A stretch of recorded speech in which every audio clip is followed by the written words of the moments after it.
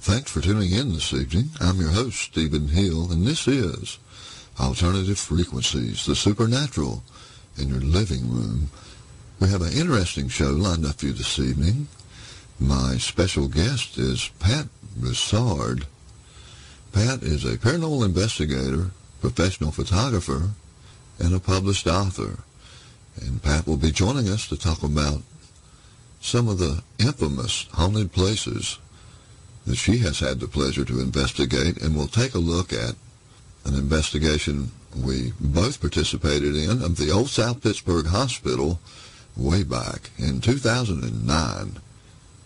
But first, I'd like to give a big shout out to all the folks listening on the Hazy Radio Network, and also my friends across the pond on Birmingham City Radio in the UK. So glad to be with you this evening. Now, during my visit at VaporCon back in 2009 at the Old South Pittsburg Hospital, we seemed to have one of those magic nights when things just start to happen. Do the spirits of the former patients still roam these abandoned halls? Stick around and find out right after this. Hi, this is Letriana Brown of Haunted Entertainment and Family Spirit. Please come to the 2013 Dixie Ghostland Paracon in Aiken, South Carolina, July the 27th and 28th. Come investigate with Jeff Leeper of TAPS, Andrea Perrin, the author of House of Darkness, House of Light, Stephen Hill, author of Something Unseen, and Audacity Radio. Come see Reverend Gene Seymour, Daryl Campbell of My Ghost Story Caught on Camera, the author Chris Matheny, and author Kim Brulette. They're also radio personalities. Meet all the family members of Family Spirit and come investigate with them. We're going to some of the most haunted locations in Aiken. I can't miss it. I hope you don't. Come see us. Dixie Ghostland Paracon. You're listening to Alternative Frequencies with host Stephen Hill. Now back to the show. And if you're just tuning in, I'm Stephen Hill, and this is Alternative Frequencies. We were talking about Old South Pittsburg Hospital and my stay there back in 2009. Now let me set this up for you just a little. I was with another investigator, Claire LeBand, and we had just descended the stairway into the dark, dank basement. As you will hear in this file, Claire says, just making sure, because she had just asked, did you say something? And then you hear an anomalous voice, a female, say, more visitors, Kathy, as if they were announcing our presence. Just making sure.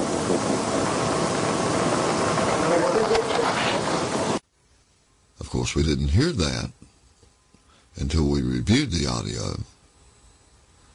But that seems to be an intelligent EVP that was interacting with us, although, again, we couldn't hear it at the time. So I'll play it for you once more. Listen closely to hear what the other side had to say. Just making sure.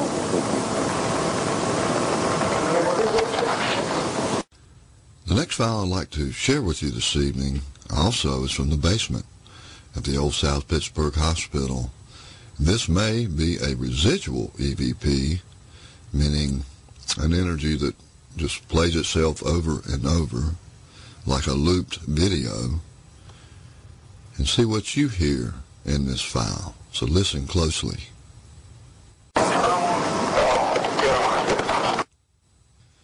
What I hear in that file is a male voice, and what he's saying is, I don't want to go, Caroline. Now again, this could be residual, because there was no one present, at least in my party, by the name of Caroline. So here it is once more.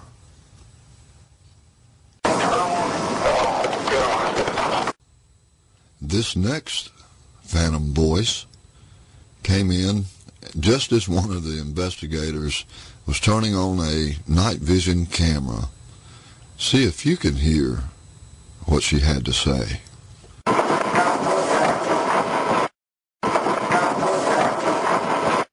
Well, ladies and gentlemen, what I hear in that file is the anomalous female voice. She says, "Don't do that, please." And if you're not in the Hazy chat room, just go to hazyradio.com, click on the on-air chat button, and you can join the conversation right here on Alternative Frequencies. So those in the chat room, please type in what you hear. Here it is once more. Well, at least she seemed to have manners. Now, this last file I'm going to share with you, again from the basement, and this was during a radio sweep session, and one investigator had a K2 meter, which suddenly started flashing. Now, I asked the entities there, can you light the meter all the way up? And you'll hear in this file what happened. Can you light the meter all the way up? Yes. Okay, do it. There you go. Thank you. Can you light the meter all the way up? Yes. Okay, do it. There you go. Thank you. Well, I hope you enjoyed hearing what the other side had to say during that investigation of the Old South Pittsburg Hospital way back in 2009. My guest, Pat Bussard, likes to bring out the dark essence in the places she investigates through her writing and photography. And we're going to have her on in just a few short moments. Hi, this is Letriana Brown of Haunted Entertainment and Family Spirit. Please come to the 2013 Dixie Ghostland Paracon in Aiken, South Carolina, July the 27th and 28th. Come investigate with Jeff Leeper of TAPS, Andrea Perrin, the author of House of Darkness, House of Light, Stephen Hill, author of Something Unseen, and Audacity Radio. Come see Reverend Gene Seymour, Daryl Campbell of My Ghost Story Caught on Camera, the author Chris Matheny, and author Kim Brulette. They're also radio personalities. Meet all the family members of Family Spirit and come investigate with them. We're going to some of the most haunted locations in Aiken. I can't miss it. I hope you don't. Come see us. Dixie Ghostland Paracon. You're listening to Alternative Frequencies with host Stephen Hill. Now back to the show. Pat Bussard has traveled to some of the country's top ghostly and ghastly places. Capturing the essence of these dark locations is the ultimate goal of her writing and photography. Pat has authored featured columns on non-fiction paranormal topics for Ghost Voices magazine, Haunted Times magazines, Phenomena, and The Loafer. Several of her photos and articles have been featured on Coast to Coast AM with George Norrie. Pat has recently released her new book, 30 True Tales of the Weird, Unusual, and Macabre. Pat, are you out there? I'm here, Stephen. Well, I'm so happy that you could join us this evening on Alternative Frequencies. And Pat, I must ask you, what first got you interested in the paranormal? Stephen, honestly, my entire life, I've kind of been involved or around the paranormal. I was raised in a very open atmosphere by my mother and my grandmother, and so we lived in a haunted house. I mean, everything that some people would consider unusual was really normal around my household. Well, the unusual is normal around here as well. That's how I like it. I mean, my first memory as a child was seeing my mother's astral projection. We were actually living in Alaska at the time, and I was about 3.5, 4 years old. Like I said, it's my first actual memory. And what I did, I was sitting on the bed, and I watched my mother sleeping. I had woken up, and all of a sudden, I saw her spirit just kind of float into the room and lay back down in her body.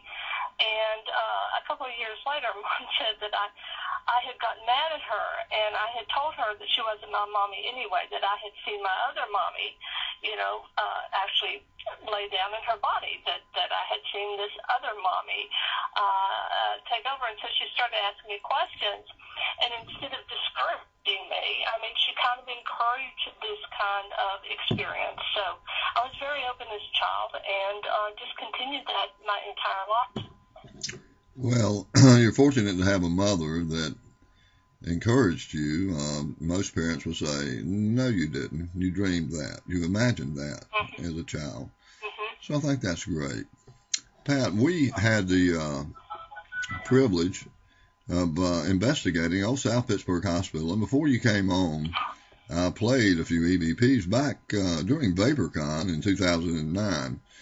And as you can attest, that was a very, very active weekend in that location. It was. The old hospital is fascinating. I've actually written a story on it for a couple of the magazines, but what I love about it seems to be a battery. People who are really sensitive to energy will talk about, walking into a place and actually feeling it hum. There's so much vibrational energy. And Old South Pittsburg is one of those places where if you're sensitive to energy, you're going to feel that. And I actually had the opportunity to come back. I was writing, I think it may have been Ghost Voices magazine at the time, but went back with just one other investigator and spent the night there and had a really interesting experience. Is it 307 or 308, Stephen? Can you remember? I think it's 308. Yeah. It may be 308, third floor. And I and one other investigator, it was Jennifer Woodward, she's with Haunt Paranormal. We're on the third floor, and we were in 308 in this backpack. All of a sudden, it was like a child had grabbed my backpack and Well, I think we lost you there for a moment. Pat, are you still with us? Well, it looks like the technical gremlins are in full force tonight, folks. I hope we can get Pat back on the line. Old South Pittsburg Hospital is a very, very active location. It's almost like a research lab for paranormal investigators. And as you heard earlier on the show, I've got some pretty good EVPs from there. Those were just a few. Spent 4 entire weekends at that location. And, well, let's see if we can get Pat back on the line here. But I spent 4 entire weekends at that location. And I'm here to tell you, it is one of the most haunted places I've ever had the privilege to visit. And we slept there in the abandoned rooms. Let's see, Pat's calling me on Skype. Let's see if we can get her on Skype. Hello? You're on alternative frequencies. Well, Pat, seems like we're having all kind of difficulties this evening. Let me see if I can get her back on the line. I apologize for that. Technical difficulties beyond our control. But we will have her back on here in a jiffy. Now, the Old South Pittsburg Hospital, don't let the name fool you, that's in Tennessee. And it is a haunted venue. And I have to wonder, do the spirits get tired of people parading through there? As in the EVP I got, more visitors, Kathy. And there's a steady stream of people that go through that venue, as well as many other haunted venues here in the U.S. and all over the world. And I'm just wondering, do those spirits get tired? Oh, there's Pat calling back, of us parading through. They're kind of a sideshow. Okay, Pat, glad to have you back. All right, Steve, I am going to try to Skype you too. Well, that wasn't working. I tried to answer it. Don't worry about it. If we can just stay here on the telephone, it'd be great. Okay, that sounds good. Here I am. Okay, now we were talking about Old South Pittsburg Hospital. Yes. And VaporCon, and you were talking about room 308. was just like a child had taken a run at me and my backpack, grabbed my...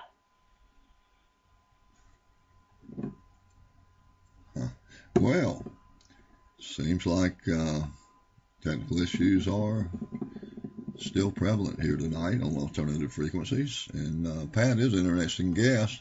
I do want to have her on. We're going to keep trying, guys. Bear with us. Hello. Pat, I can hear you, but apparently you can't hear me. Hello. Yeah, I'm hearing you. Hello.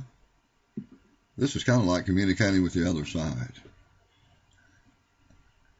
Pat. Hello. Well, I guess the squirrel died that powers the internet over there in West Virginia. Excuse me, Virginia. And we apologize again for the technical difficulties. Pat has just released a book, and I'm in it. I didn't realize that today till she called me and we were talking about it, and she informed me that I was in her book. I think that's great. The book is called, again, 30 True Tales of the Weird, Unusual, and Macabre from the Notebook of the Paranormal Journalist. Pat, can you hear us? Earth to Pat. Houston, we have a problem. Well, while we're trying to get Pat back on the line, if anyone else out there would like to call in, if you've been to Old South Pittsburg Hospital and would like to call in and tell us about it, our number is 704-246-3460, and we do have a caller. Hopefully it's our guest. There's a little boy, and I think they call him Buddy. And he just felt compelled that for some reason he wanted to tease me. And so he just... We have it on film. It's funny because you see me stagger backwards. I mean, my hands fly up. I'm staggering backwards. And then I realized that I had a problem, not a problem, but a little spirit on me. For whatever reason, he felt, compelled to do that. So I just asked him, I said, would you please get off my backpack or let go of my backpack? And he did, just like that, which was fine. But there's also another entity or another spirit, well, there's many as you know, but this other spirit they call the surgeon, and he can be quite mean. They've actually got an EVP of him saying, don't talk to them, meaning the investigators that were there that evening. And so all of a sudden I feel this burning sensation. And have you ever been in a situation where, it's like a spiritual attack? I know you have, Steve. Yeah, I have, and it's no fun. And you may feel that burning sensation. And I knew if I didn't get out of the room, what I was going to end up with is, those 3 scratches. It was coming. It was like feeling hot acid on your back, and it was just getting worse and worse. And so I left the room, and we actually took a photograph of my back, and there's a welt that had developed right across my back. And later that night, we were actually sitting in the room talking, and right over us, a woman spoke. I mean, it was very loud. We couldn't catch what she was saying because we were talking, but, it's an interesting place. I was actually talking with Cindy Leidick's partner. We were in the emergency, when you go up the ramp to the emergency room, the steps right there. Uh-huh. I was at the door and talking with him, and right behind him I saw a nurse, in white, just walk down the hallway, and she was as solid as you or I, except her face. She didn't have a face. The face was like a mist. So it's been my experience that is a very haunted location. Well, I know it is. I've been there 4 times, as I mentioned earlier. I spent 4 entire weekends eating, sleeping, investigating there. And it's hard to get any sleep in that place. Really is. But, I ran in the nursery on the 2nd floor, and I got an EVP. I believe I played it back on the show several weeks ago, where I was in the nursery on the 2nd floor. I was by myself at this particular time. No one else was on the floor. And it was dark in there. I just had a little red light on top of my mail meter, just enough to walk by. And in the nursery, there's a rocking chair. There was a teddy bear in it. And I looked at it. I was just walking through real slow. I saw it in the dim light of my mail meter. And all of a sudden, it sounded like a baby laughing. And it creeped me out. Now, it takes a lot to creep me out, because I'm an electronic medium. I talk to spirit almost on a daily basis. That doesn't bother me. But the recorder I was using, by the use of headphones, will actually amplify what it's recording, and you can hear some of the voice anomalies coming in real time, which changes. That's a whole new ball game. But to be in that dark nursery by myself and hear that what sounded like a baby laugh creeped me out. And let me tell you, I was quickly hunting the exit. I wanted to get back down to the living. That was an incredible experience. I've got that EVP, and it's always one of my favorites, because that was truly a personal experience.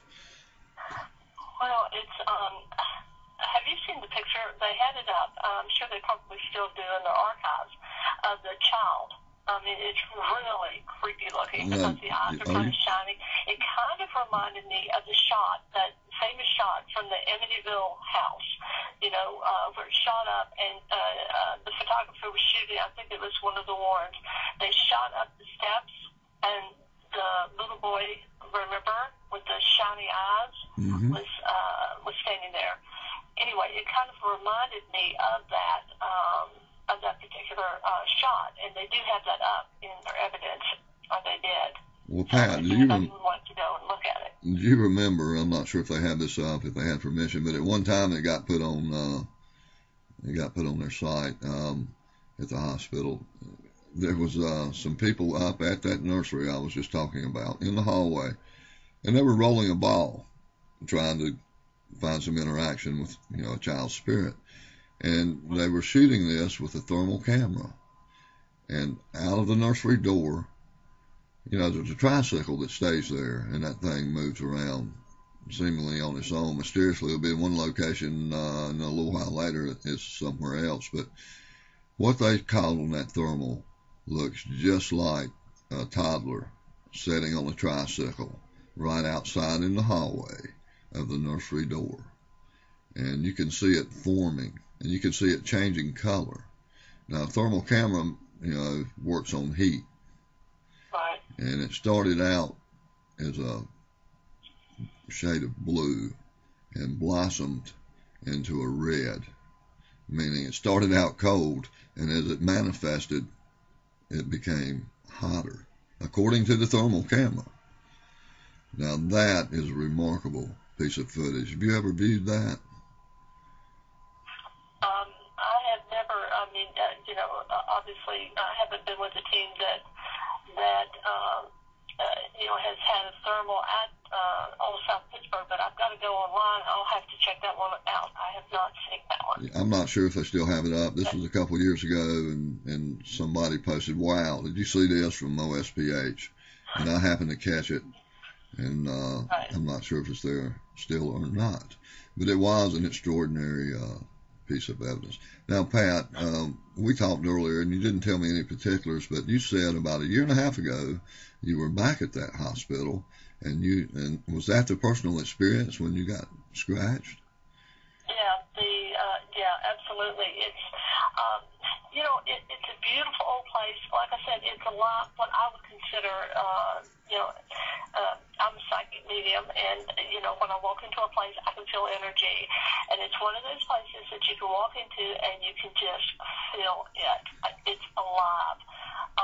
I've talked with, and I'm sure you have too, but Cindy Leidick, she and her family live there in the hospital, and I mean the things that they experience and the EVPs that they have, I mean it's just mind-boggling. It's definitely a lost sight. For any serious paranormal investigator, if they haven't been there, they really should consider going. Well, we were back there in 2009, VaporCon, and then I went back in 2010, hosted my own event there, And let me tell you my personal experience. Cindy met me at the back door at the emergency entrance.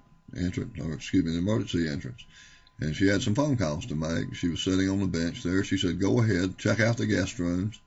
And if you see anything that needs attention, let me know." And I said, "Okay." And I was the only person there. The rest of the attendees of the event hadn't arrived yet. And so I'm in there, and I'm checking out the rooms. And all of a sudden, across the hall, I hear footsteps, unmistakable footsteps. And then I hear a door just softly shut. So I'm like, "Hello, Cindy? Hello?" I go out in the hall. "Hello?" There's nobody there. The door across the hall from me was shut. I opened it and went in. No way out. That was the only door to that room. No one in there. It was open when I came by because I just left there checking out that room. So I go all the way back out to the entrance. Cindy's out there making her phone calls. I patiently waited till she hung up and said, "Cindy, is there anybody else in this building?" She said, "No, not right now." And I told her what happened, and she said, "Oh, that happens all the time." And that kind of blew me away because that was a creepy personal experience. To hear the footsteps, just know there's somebody right there. Hear the door shut, and nobody in sight. So it is a very active place. I was going to say, another thing that's interesting about the place is just a plethora of different spirits. It's almost like they're from all walks of life. Like on the main floor, if you walk past the nurse's station and down the hallway, some people have heard a laughter, and they call her the office worker. There's a spirit in the basement that they call the naughty nurse because she is famous for touching men in particular where they might not want to be touched. I mean, I spent a lot of my time down in that basement hoping to get groped, but it never happened. Well, and then they have the little old man right up from the nurse's station on the first floor. If you go around, you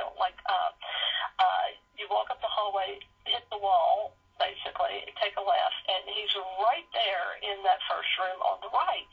And he is supposed to be very, very friendly with some of the female investigators. They picked up some comments from him that where he's actually, giving a compliment to female investigators. So they, spirits were people, and in a sense they still are, and they carry their personalities. We do over to the other side. So it's interesting. Absolutely. And have you ever heard the name Ed Flint associated with that hospital? No, I haven't. Well, it was a great validation for me. Great validation for me. The room I slept in, all 4 times I was there. The first time I was there, just me in the room, I did a spirit box session and asked who's here, and I got the name Ed. I said, "Ed who?" It says Ed Flint, very clearly. I said, "Okay, Ed Flint." Now, I thought that was pretty cool, a first and last name. We seldom get those in this field. So I thought that was great, and I recorded it. So I go back several months later for my next event I hosted there. I stay in the same room. This time, 2 members of the team that went up with me came in that room, and I did another session, and they filmed it. Now, you can go on my YouTube channel, which is Windstalker57, WINDSTALKER 57 on YouTube, and you can see the ghost box session at Old South Pittsburg Hospital. But I asked, who's here? Again, Ed who? Ed Flint. This time, he gave me more information. I said, "Ed, how did you pass?" And he said, "I passed." I said, "No, how did you pass?" He said, "Cancer. It choked me." And I thought that was a very good session because he was giving me information as to who he was, first and last name, how he passed. Now, you may not believe this, but all 4 times I've been there, I've stayed in that room, and I get the same name, Ed Flint. Now, for validation for me, they call that room Ed's room, not so much because of my work, but other teams have been in that room and got EVPs on their recorders. When they ask who's here, it's always Ed. So that's Ed's room. But it was a great validation for me because they're getting an EVP with the same name that I've gotten 4 times in a row. And again, go on my YouTube channel and you can see that film. It was saying hi to Kate, and Katie were with me. Say hi, Kate. Say hi, Kate. You know, he was talking to everybody. So I thought that was a great session, and I was just amazed that he was that willing to communicate, tell us how he passed, say hi to everybody. I mean, I don't do this for parlor tricks.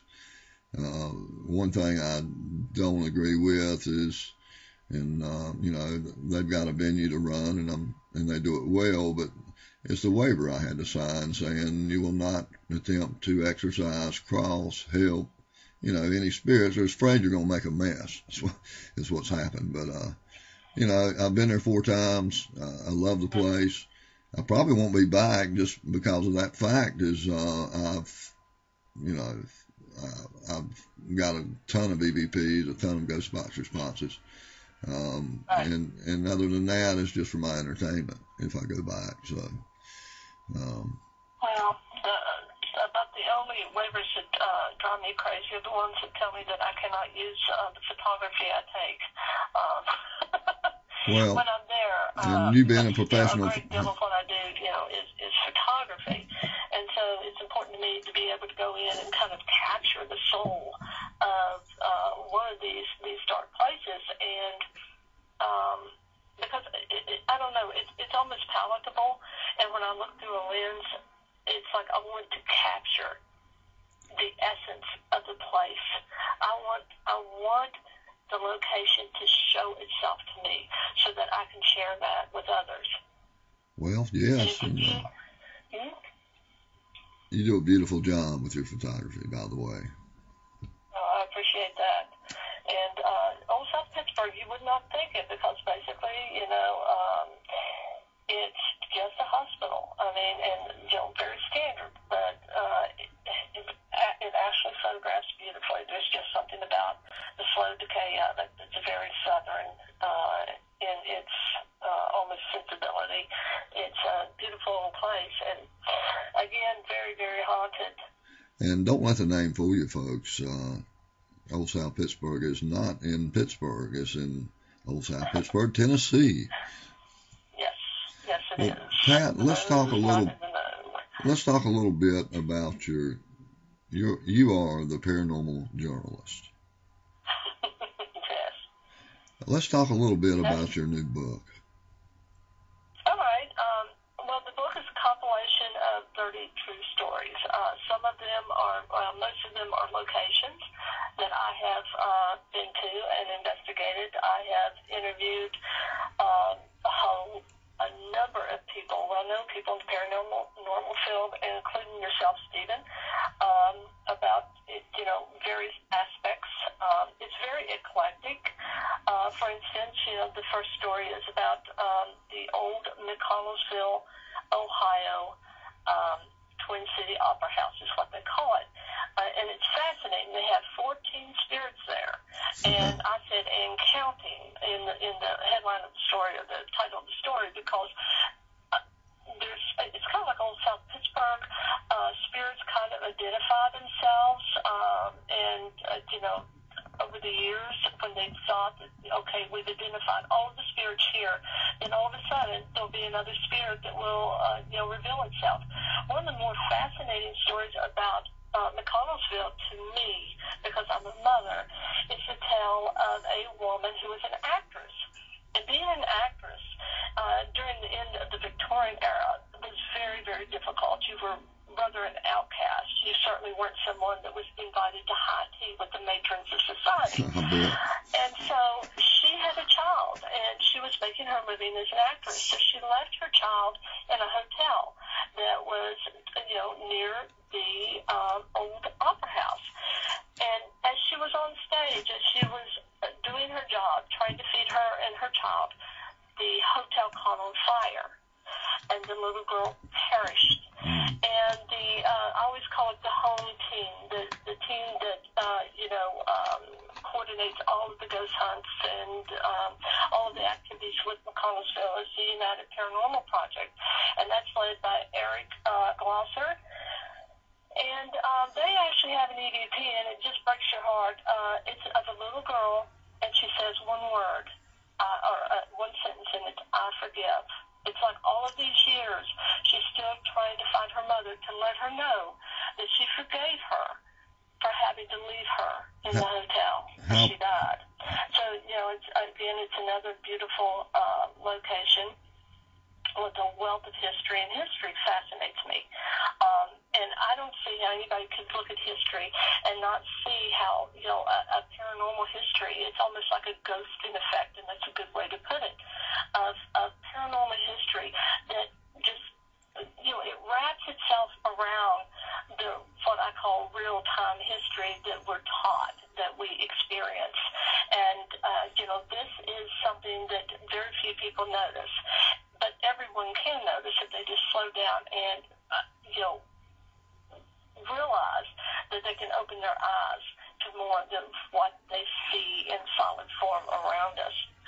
I also write about the Ouija, which is a fascinating, there's so much controversy with the Ouija.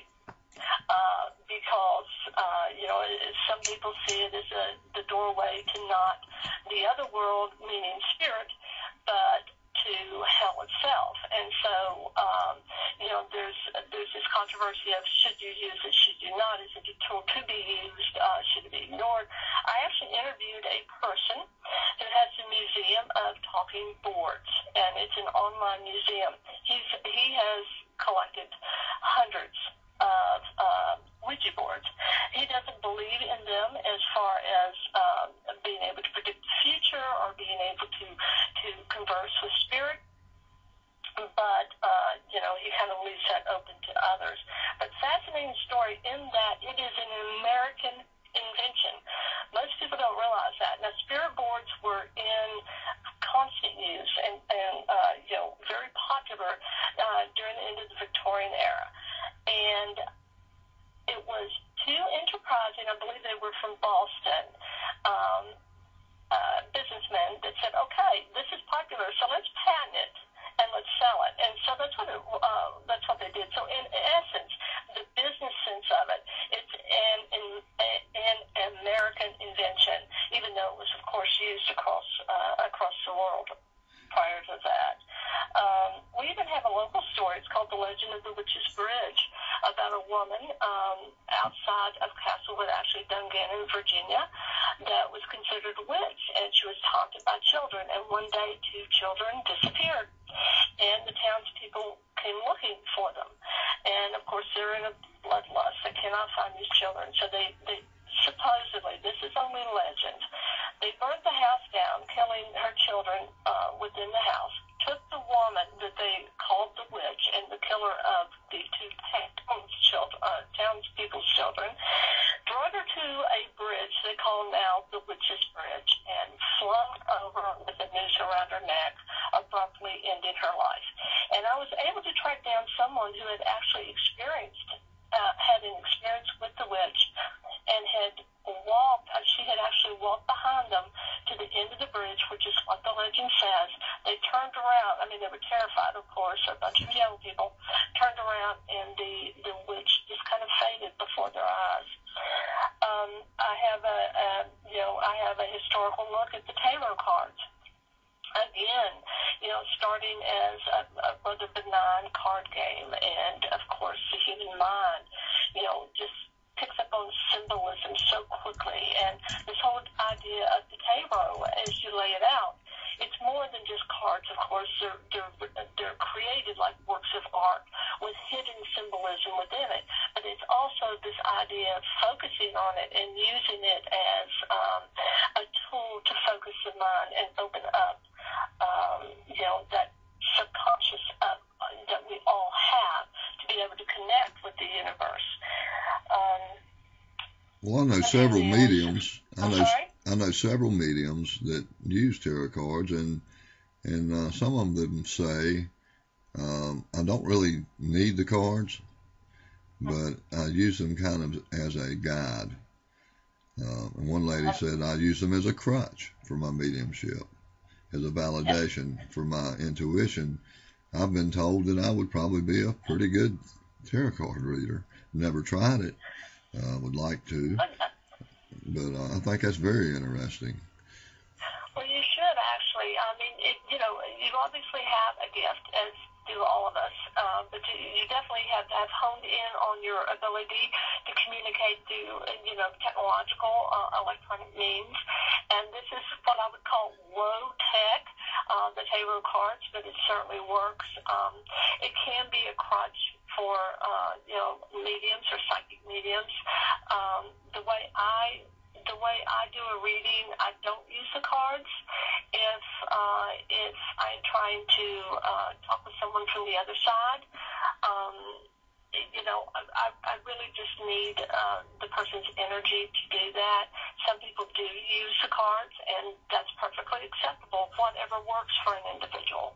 Well, it's you said you're a psychic medium. I'm a medium psychic, and I use the ghost boxes. I guess is my crutch. Right.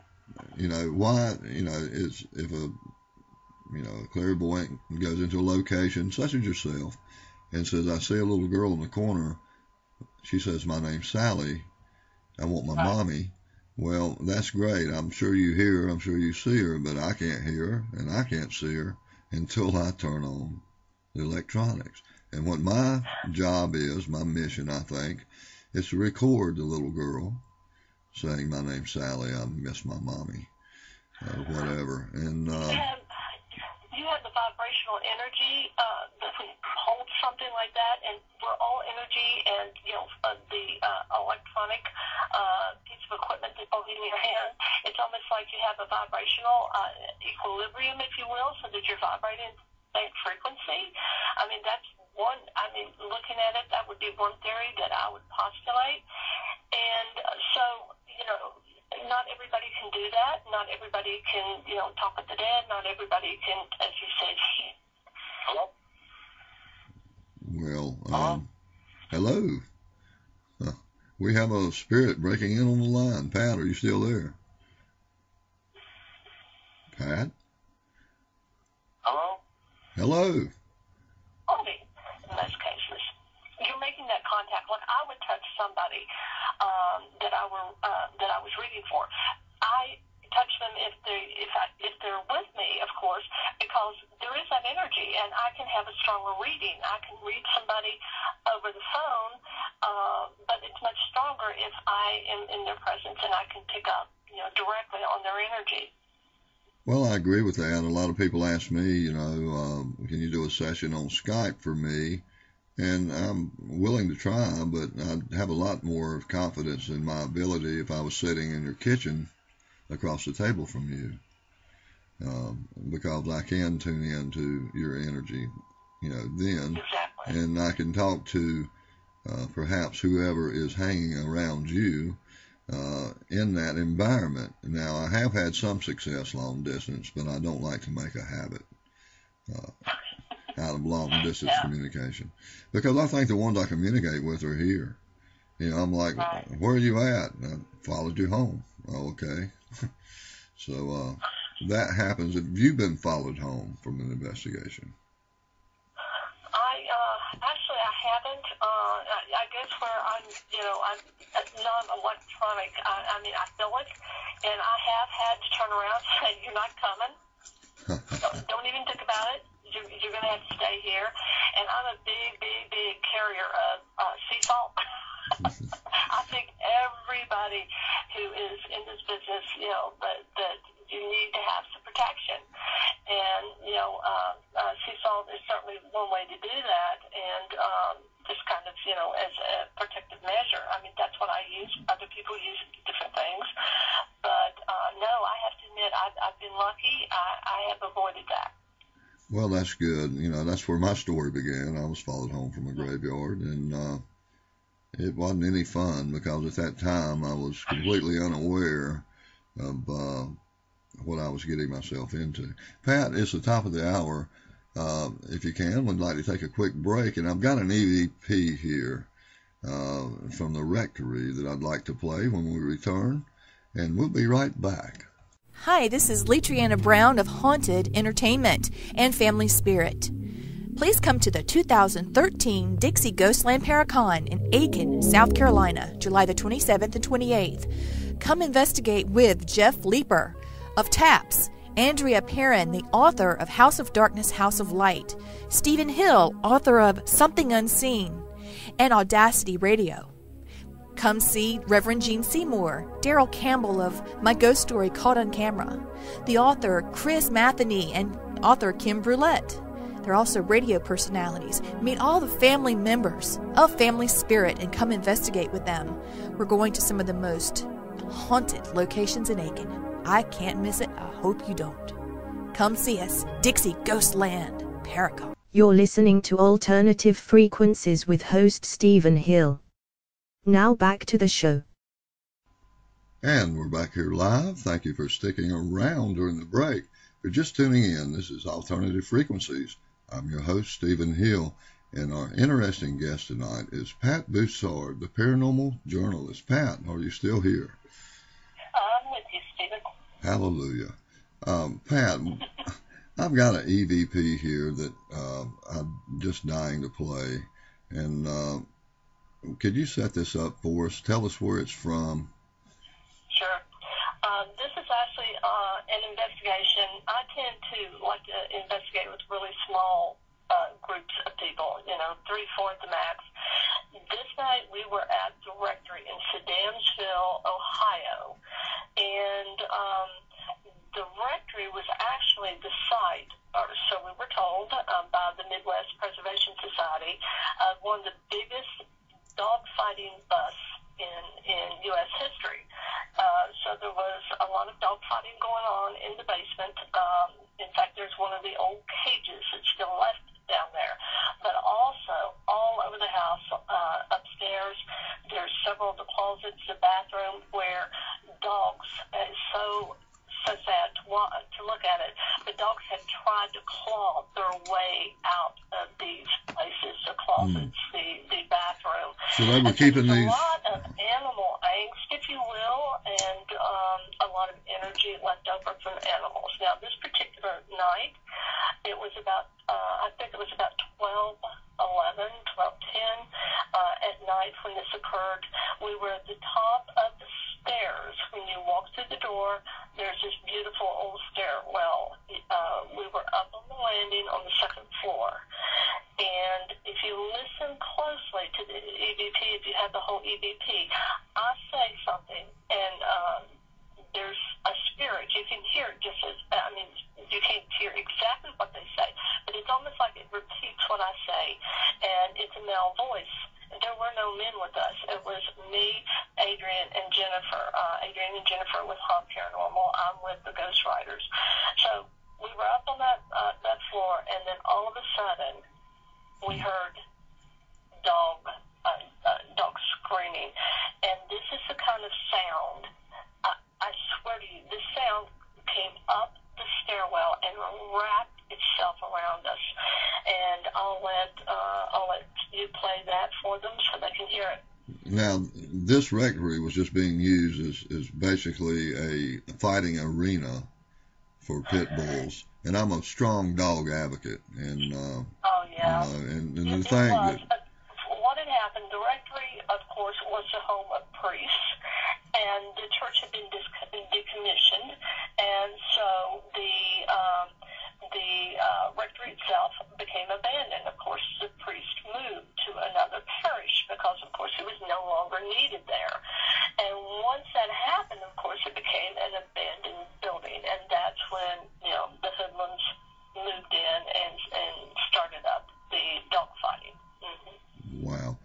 Now, I'm going to play this EVP, guys, and one thing I'd like to point out, Pat, since you heard that with your ears, that's a AVP, audible voice phenomena, and I think it's so remarkable. So here goes, guys. Type in the chat room what you hear in this file. A light.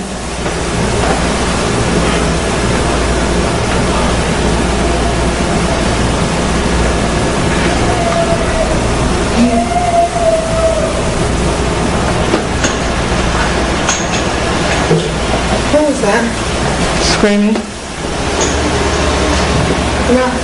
family was inside.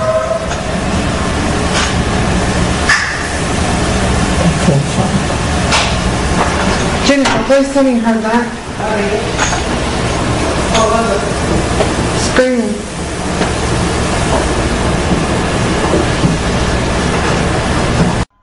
Wow.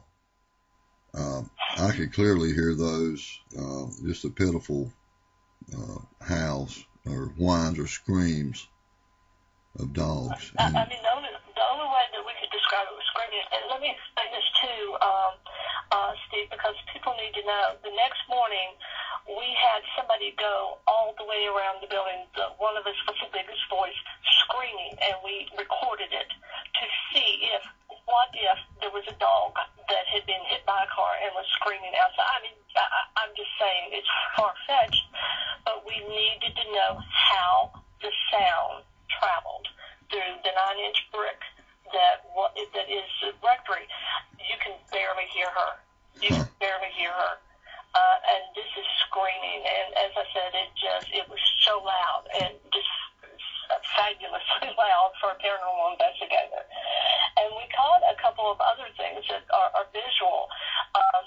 There's a clip that we have on our YouTube channel, which is the Ghost Writers, GH, and the O should be a 0, STWRITERS, Ghost Writers. But anyways, they go there, they can see this, and it's actually a dog, and it forms, and it's a small dog. And somebody asked, well, why would a small dog be there? I mean, big dogs fight, pits fight. And I said, yeah, but they also use bait dogs. Right. Use bait dogs. That's why they say, be careful of your dogs, your smaller dogs, because they, can be kidnapped, if you will, and used for as a bait dog. So, we wonder if that was it. Now, it does occur it looks like a frame. My concern there was that it was glass. And so I got in touch with the rectory, and they said, no, it's not glass, it's actually a screen with no glass in it. Okay. So I have no idea, you never know about these things. It's very, very, very interesting. Stephen, did you get a chance to look at the Shadow Man photographs? I can't recall if I've seen that in the past. I didn't today. I've had a rather busy day, but I'm sure it's phenomenal. This is another one of those uber haunted locations that people need to experience. If you are really into this paranormal, investigating, but we actually spent 2 nights there, and the next night we were on the same place, that second floor landing, and all of a sudden Adrienne is very sensitive also, and she said, I see a shadow person. I see something, in the darkness. And so I start shooting, and I take 7 photographs within 1 minute, and I kept all the EXIF file, and all of the data is what I'm trying to say. Right. And basically, what it shows a shadow person forming from it looks like a normal shadow, and then all of a sudden it starts raising up, and then all of a sudden it has a head. It's what we call a pumpkin head variety of shadow person. It's really a shocking series of photographs, and I really don't know of another series like this. I've seen shots of a shadow person, but this is 7 shots. And what's really interesting is when I looked down the stairwell, of course it was dark, but I saw something that was almost undulating, if that makes sense, like a movement. And that I shot in that direction. I was able to get the 7 shots. The last shot, it's shot from the same position on the second floor landing, and it's as clear as a bell. There should be no reason why we have this formation occurring in the other 6 shots, and in the 7th shot there's nothing there. And I took it to a professional photographer, somebody who makes all of their living off of photography. He's very well known. And I asked him, look at this. He said, well, there could be some light bouncing around the room, but this not happen. The formation, he did not have an explanation to how that formation was created. So it's really interesting. If anybody wants to check it out on YouTube, it's called The Shadow Man Arises, and you can view those photos. Well, Pat, I know that you just recently came out of the closet with your I did the psychic closet. Yeah, with your clairvoyancy, and I did the same a few years ago, and that can be a scary thing. And how's that working out for you? I'm just curious. Well,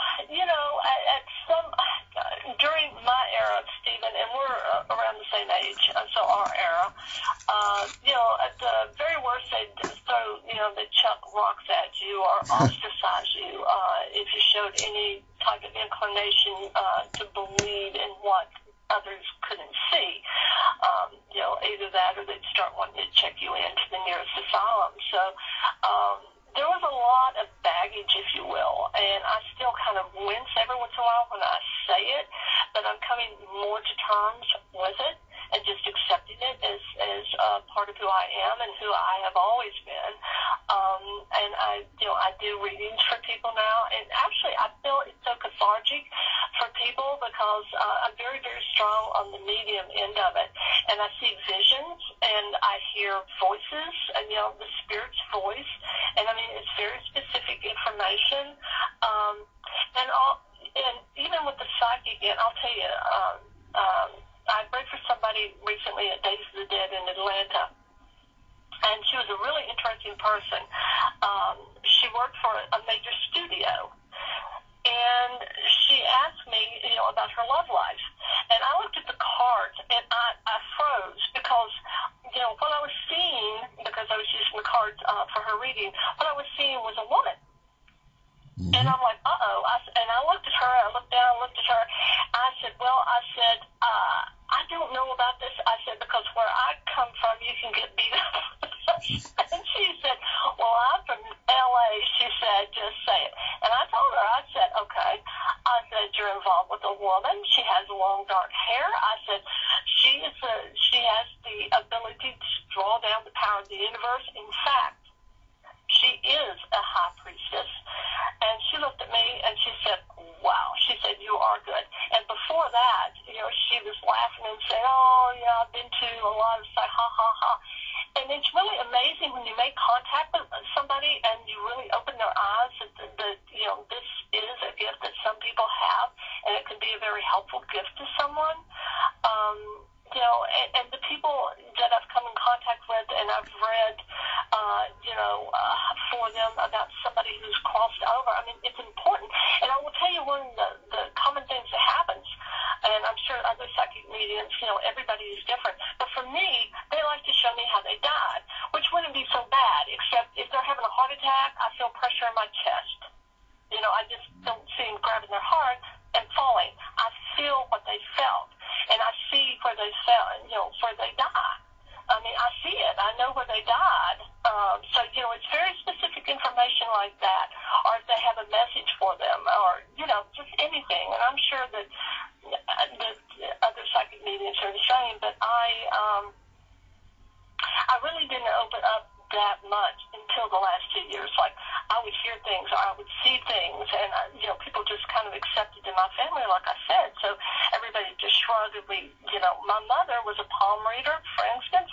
My grandmother she read the Ouija board. I mean, that was her tool.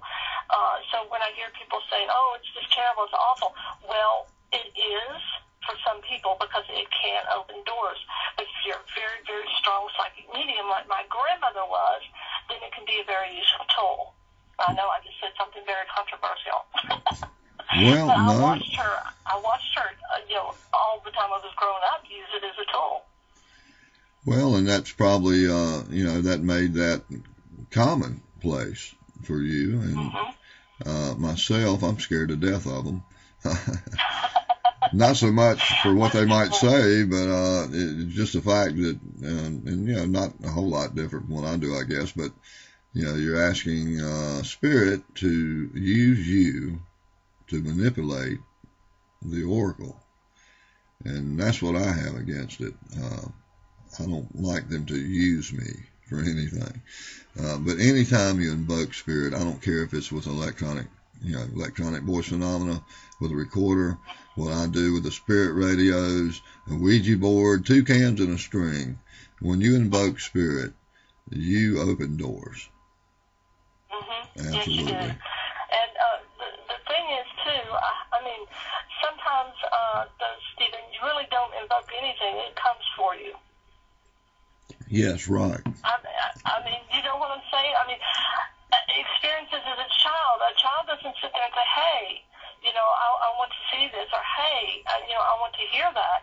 It comes for you because you're open, because, there's something about the way that we're structured, that our environment, a combination of it, that makes us open to these experiences. But I truly believe, let me tell you, my better half, Larry, he is the most closed off person in the world, okay? Until his brother died. Now, when his brother died, he is over at his brother's house, and he's in the bed, and no one's there but him. And he hears his brother, who had just passed away, walk across the floor, sit down, pick up the paper, shake the paper. He always shook the paper out. And he heard the chair squeaking, like you do when you're getting comfortable. And so he came running out, and of course his brother wasn't there. No one was there. So what I'm saying is, even the most closed-off people, we all have the ability to experience these things.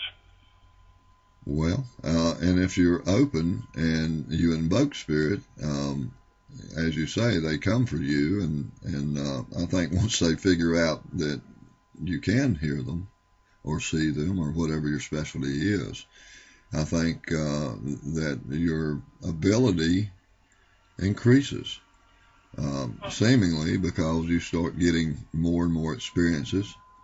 In my case, I started getting clearer and clearer EVPs, and I think once they realize that you are communicating, and yes, you can hear them, and with whatever way you can, then the dead have a lot to say, apparently. They do have a lot to say, and, that's what people have to understand. I mean, they always say, well, the dead stick around because of unfinished business, and there is truth to that. The way that I read, Stephen, is I actually go to the other side. I know that sounds crazy, but, to some people, but that's how it works for me. If I'm with somebody, I go and I actually see a veil. And the first time I did it, I was like, oh my gosh, that's what they mean by the veil.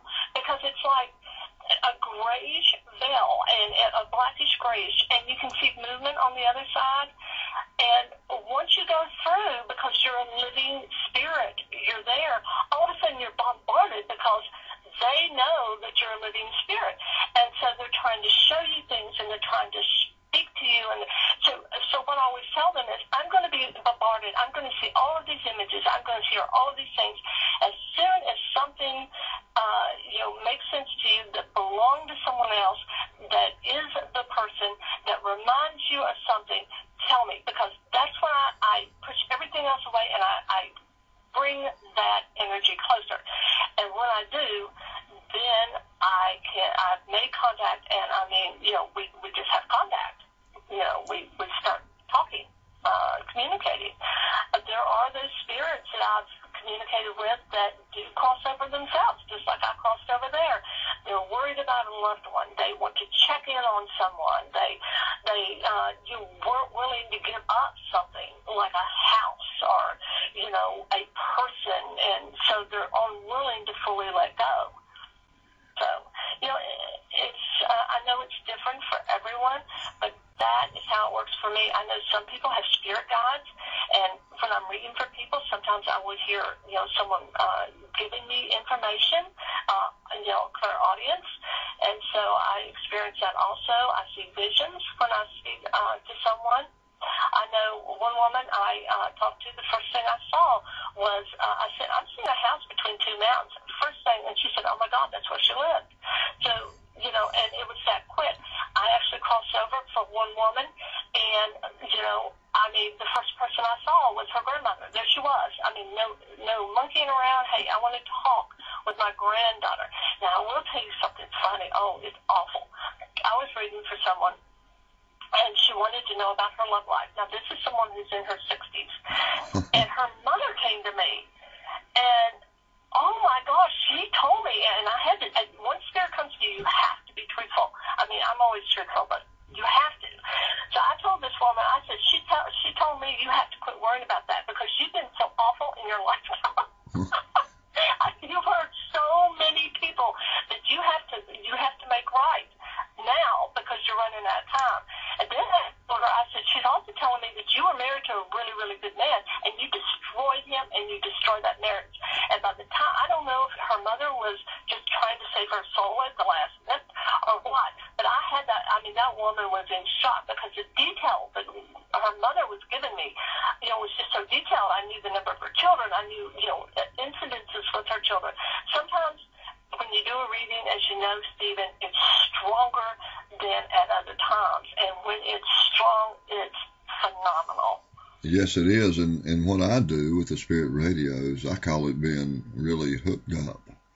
When, some days communication is better than others, stronger, clearer. And when I get one of those days, it's like magic. And I refer to it as, we're hooked up, aren't we? And I've got EVP or Spirit radio responses where the Spirit says, hooked up.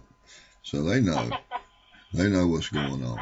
Well, Pat, we're starting to run out of time here, but I wanted to give you an opportunity to tell everyone where they could purchase your book. Okay. If they'd like to purchase the book, it's 33 Tales of the Weird, Unusual, and Macabre. They can either search on Amazon and that'll pop right up, or they can use my name, Pat Bussard, PatBussard. And I will tell you that Rosemary Ellen Valley wrote the foreword to the book. I actually interviewed her for the Gin, which is one of the stories in the book. And anyway, she was kind enough to do that. So I was very pleased about that. I said, That's like having Stephen King write the foreword to your book if you write fiction, okay, horror fiction. Right. For someone who writes nonfiction, paranormal, it's the equivalent. So I really do thank Rosemary for taking time out of her busy schedule to do that. And also, if someone is interested in a reading, they can contact me at hauntedphotographer@aol.com. That's hauntedphotographer@aol.com. Awesome. And I'm sure you'll have some people wanting to contact you, Pat. And you have been a great guest. And I'm sure our paths will cross again soon. I am sure. Well, thank you very much. Thank you, Stephen. This has been Alternative Frequencies. Special thanks to the Hazy Radio Network, Birmingham City Radio Network, UK, author Pat Bussard, and those on the other side.